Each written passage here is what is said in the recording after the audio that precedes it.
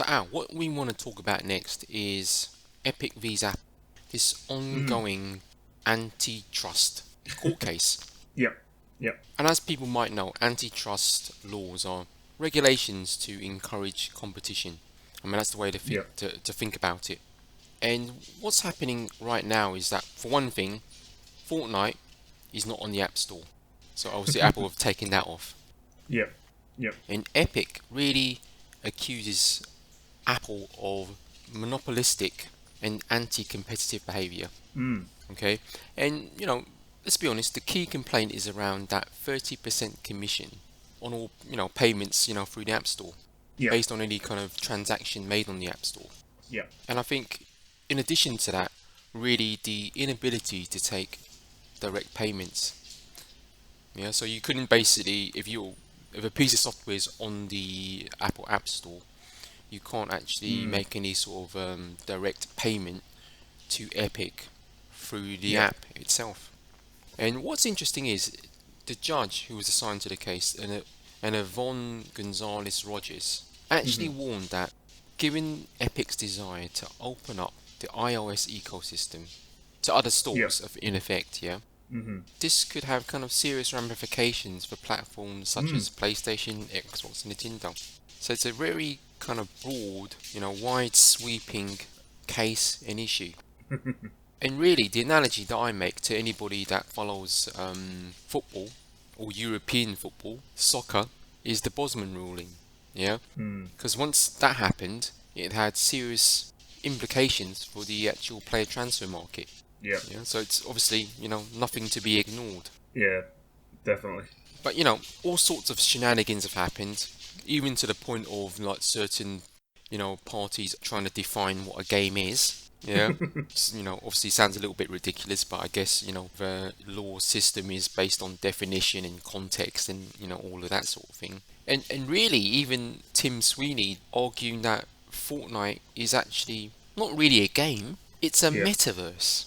Yeah, which is kind of a Yep. virtual reality space where users can interact or kind of generate content, as much as I understand. It's a platform, basically.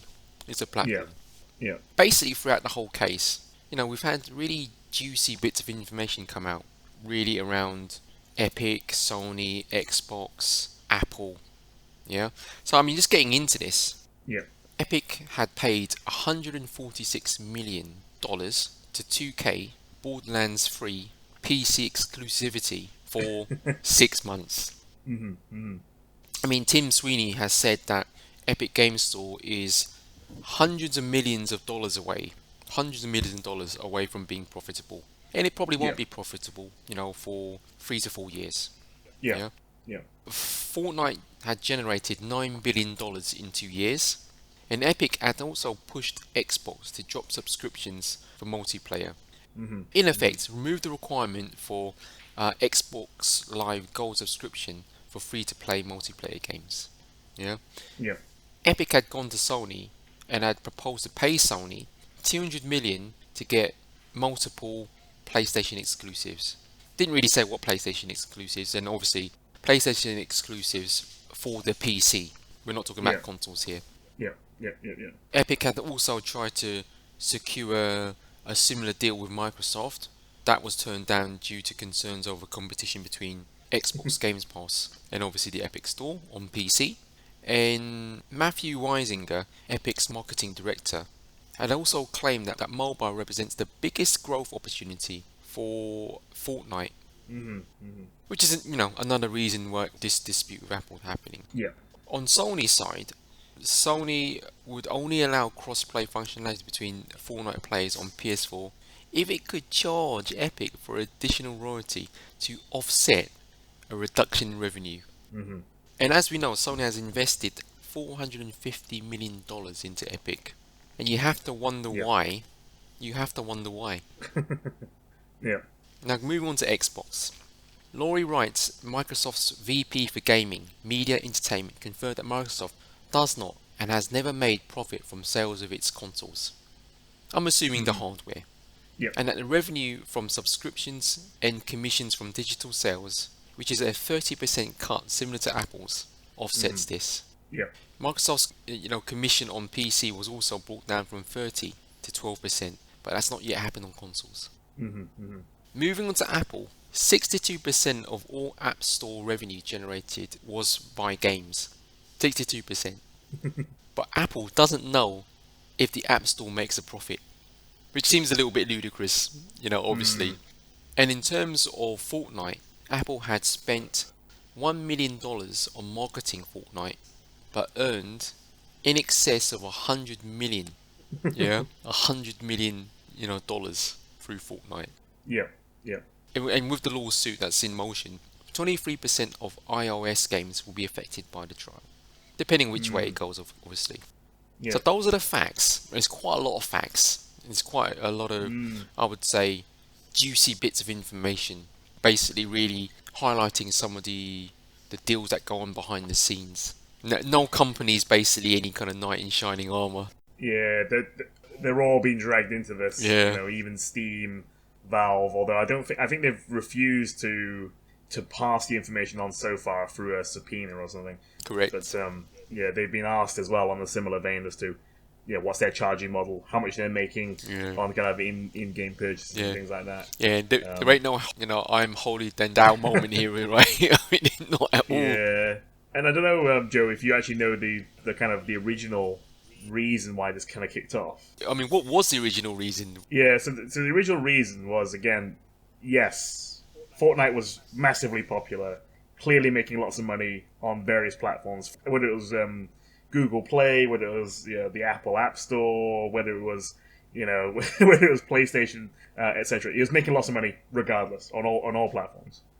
And what Epic did was, as they were kind of rolling out their Epic store and other things, was that they actually enabled the ability to purchase the in-game currency through the Epic store at a 20% discount in comparison to all the other ones, because everything else was the same level, which meant then obviously what they would do is they would funnel 10% back to themselves, I guess, through that particular route of being able to purchase on the own Epic store. And then as soon as that happened, basically Apple and Google pulled Fortnite from their stores, and obviously then that's where Epic are kind of moving in to say, well, it's anti-competitive what they've just done there.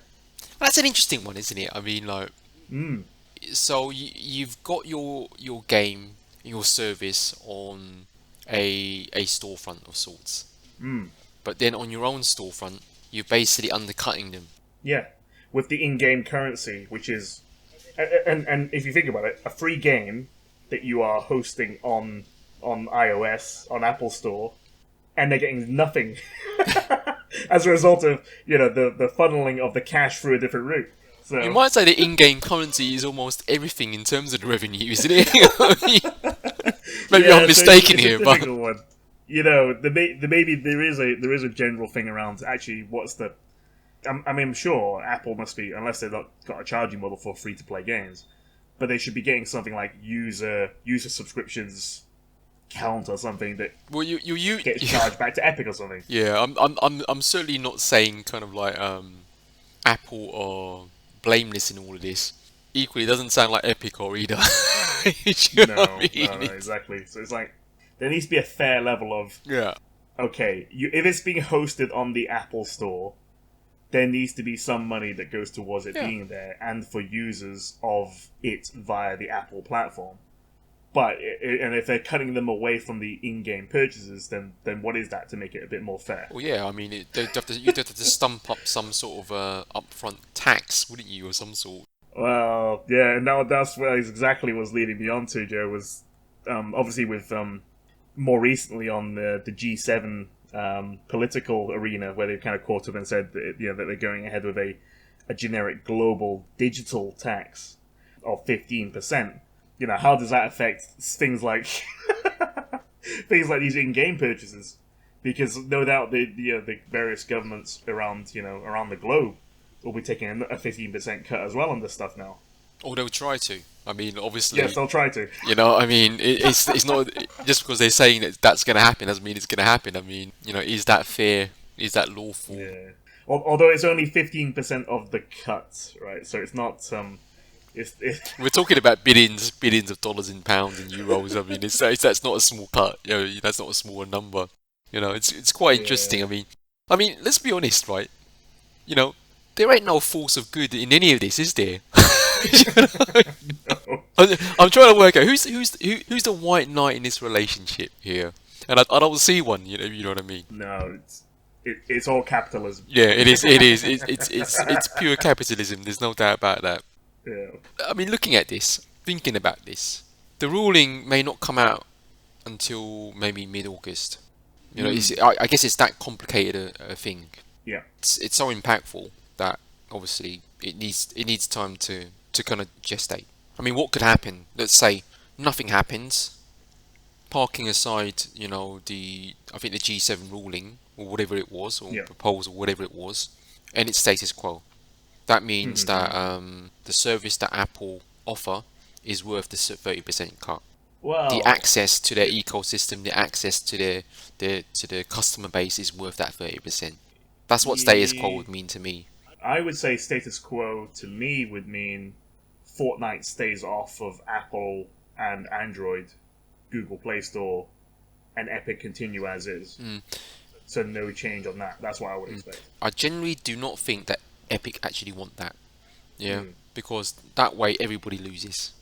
Yeah. Oh yeah. They want a ruling that would state that, somewhere along the lines of, and I expect, and this is where I'm thinking, is that it needs to be available on the platform. So an agreement, and maybe it's part of the way that they have to sign agreements going forward between the service, the game provider, game publisher versus the platform that it's on. But again, it's access to to that user base, because there's so many users on Android, on Apple, which are playing Fortnite. What is this? What is the offering around it? Now, is it that the ruling will stipulate that you have to have the in-game purchase has to be equal across all of it? I don't think they'll do. I don't think they'll push that. But I suspect it should, in all fairness, state that there needs to be something to give an incentive to Apple, to Google, to host your game.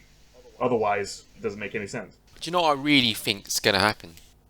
What I really think is going to happen is that the 30% cut is going to get reduced for content that people deem as being a platform or a metaverse. I think ideally that's what Epic would prefer to have. Yeah. I don't know that they're necessarily looking to absolutely disrupt Apple's business model or Google's business model, because that level of disruption might not be good for business. Yeah. But they could drop off the kind of 30% cut to something like Microsoft did for the PC, from 30 to 12 or 30 to 15. You're talking about billions of kind of dollars of revenue. I think that would probably suit them. Yeah, but I think it's on really shaky ground though, because if they start doing something like that and they call it that, if it's not considered a traditional game and you call it a metaverse, then everything else is going to say, "Oh, I'm a metaverse." Well, that's already starting to happen. Roblox came out and said, "No, we're not a game either," Yeah, and how about platform. Minecraft? But that's Microsoft. Oh, we're not a game. All of a sudden, everybody's not a game. Destiny, we're not a Yeah. game. Yeah, I know you Well, guys weren't a game. Not a game that I really want to play at the moment. But I mean, I think what would be funny is if they get to a point where they say, "No, we're not a game. We're a casino." yeah, I mean, it is a little bit comical from that sense. I mean, like, it's like people laugh at the whole conversation about what is a game. But I can understand why people are having that conversation. Yeah. I can understand it. But I actually thought the more interesting perspective here was: is there an outcome where third-party storefronts would be allowed on some of these well-known kind of app stores, like like Apple's, obviously, like the Xbox one, like the Nintendo one, like the PlayStation one. Now, I think when Tim Cook took the stand, he actually said there would be issues with security, overhead in collecting payments, Yeah. complexity in user experience would be impacted, which is quite clear, really. Because obviously it's simple now, it wouldn't be if we allowed multiple storefronts. Jurisdiction, I think, as well, of who owns a problem. Let's say, for instance, you've got, I don't know, a Game Pass storefront running on Steam. Yeah. Yeah.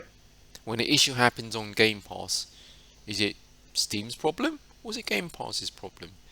Let's say a game got taken down from Game Pass for whatever reason. Is that Steam's problem Mm. or is that Game Pass's problem? It's a bit of both, I think. Yeah. I think it depends on situation.